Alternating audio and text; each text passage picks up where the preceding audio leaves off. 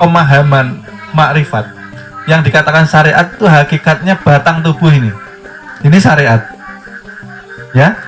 Kenapa dikatakan batang tubuh ini syariat? Karena disinilah Tuhan ingin menampakkan dirinya ya, melalui af'alnya Allah. Artinya apa?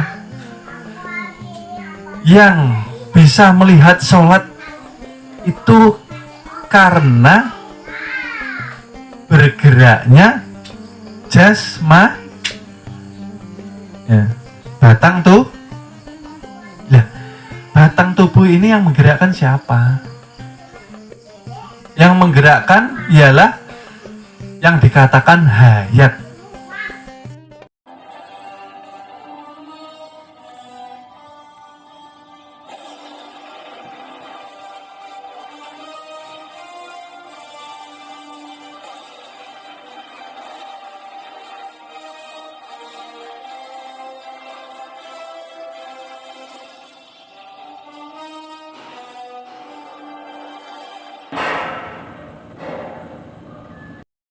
Batang tubuh ini yang menggerakkan siapa? Yang menggerakkan ialah yang dikatakan hayat. Hayat menjadi ruh. Ingin dikenal maka dia keluar masuk dikatakan napas. Ketika napas naik tarki, Tuhan mengatakan inilah wujudku. Ketika keluar Tuhan menyatakan inilah zatku. Jadi nyata.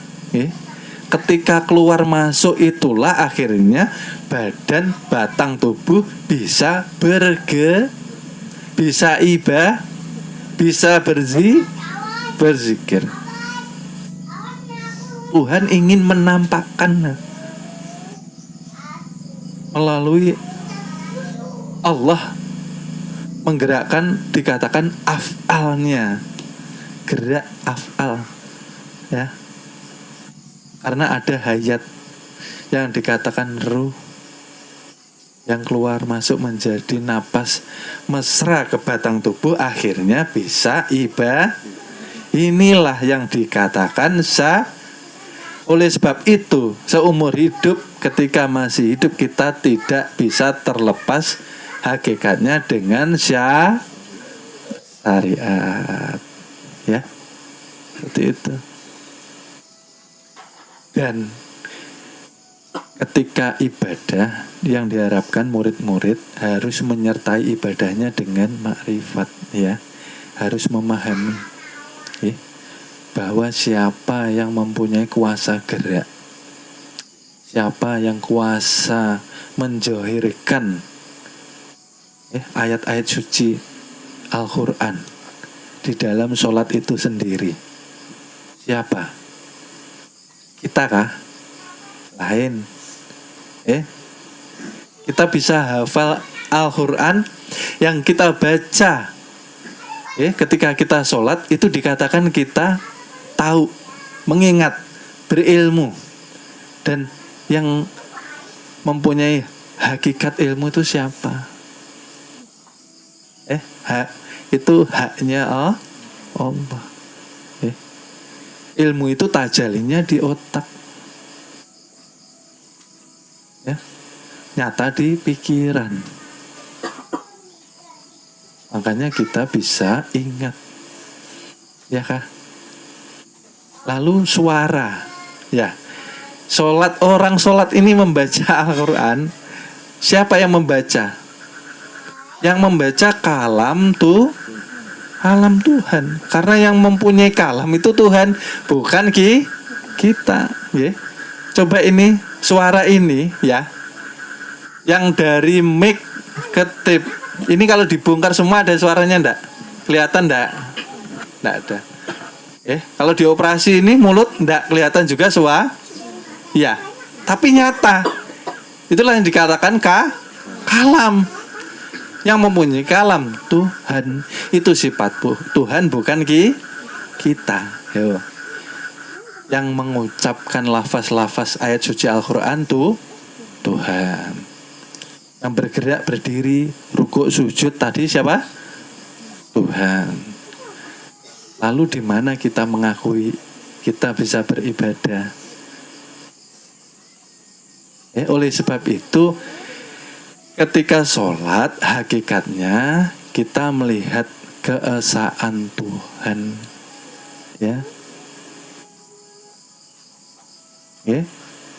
Kita menyaksikan, oleh sebab itu kita berusaha, itu loh maksudnya, supaya tidak ada pengakuan ketika kita beramal ibadah.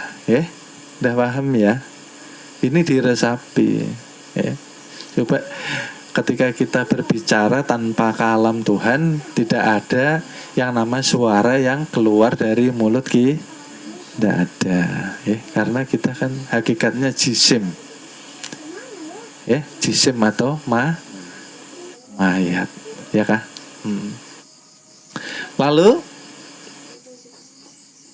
setelah syariat ini kan ada aturannya, tata caranya, lalu dijalankan. Yang menjalankan inilah yang dikatakan jalan, menjalankan. Tarekat ini ada yang umum, ada yang khas atau yang khusus dalam bimbingan seorang mursyid dengan zikirnya, ya. Ada yang umum, ada yang khusus. Dua-duanya sebetulnya sama, ya. Kita sholat, kita menghadiri majelis, ini juga dikatakan tarekat umum, Maka kita mengkaji ini harus mempunyai wawasan yang luas. Kita ibadah, kita mengerjakan sholat sunnah itu juga tarekat. Tarekat apa? Tarekat Muhammadiyah. Bukan Muhammadiyah yang organisasi. Artinya Muhammadiyah itu pengikutnya junjungan Nabi besar kita, Nabi Muhammad Sallallahu Alaihi Wasallam, ya. Lalu, di sini kita harus mengisi ketika bertarekat ini dengan makrifat juga. Artinya apa? Setiap gerak, setiap duduk, setiap zikir kita harus paham dan nanti menyambungnya kepada hakikat, menilik, melihat amal ibadah kita, Di sini melihat kebenarannya, hakikatnya, bahwa yang beramal dan berilmu, yang punya kuasa dan kehendak, hakikatnya siapa? Allah Subhanahu wa Ta'ala. Kalau sudah paham seperti ini, barulah terasa nikmat kita berzikir. La ilaha illallah. Ngerti sudah? Ya. Nih, bukan Allah bertempat, tapi Allah bersama sifat, yang meliputi seluruh alam semesta termasuk manusia. Jadi tidak berhayal kita. La ilaha illallah, la ilaha illallah. Kita tahu sudah, bahwa ini dirinya Allah. Kenapa dikatakan dirinya Allah? Badan jasmani kita daripada Nur Muhammad dikatakan sifat. Ruh kita dari Nurullah dikatakan zat. Maka diri ini zat dan dikatakanlah dirinya Allah. Bukan kita mengaku menjadi Tuhan, Kita harus menyatakan, bukan mengakui,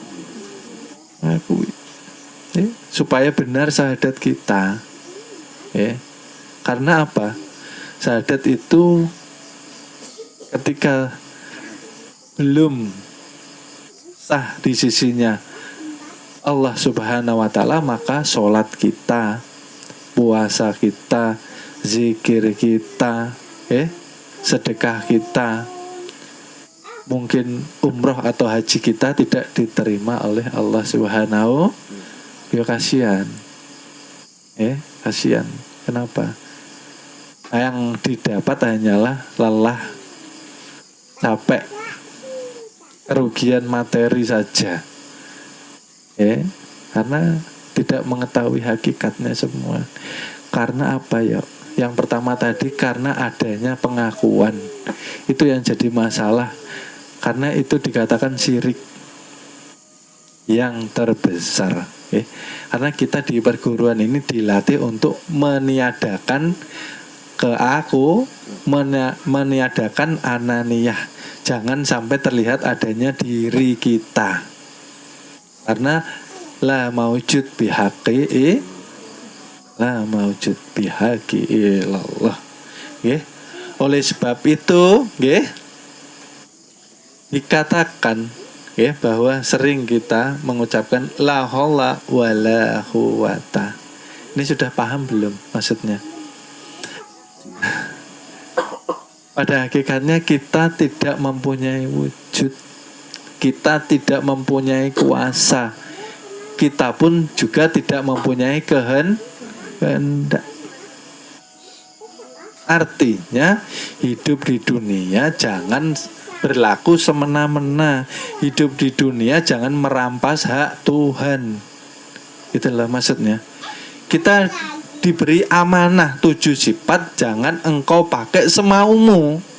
Oleh sebab itulah dihisab, bukan hanya rokok saja yang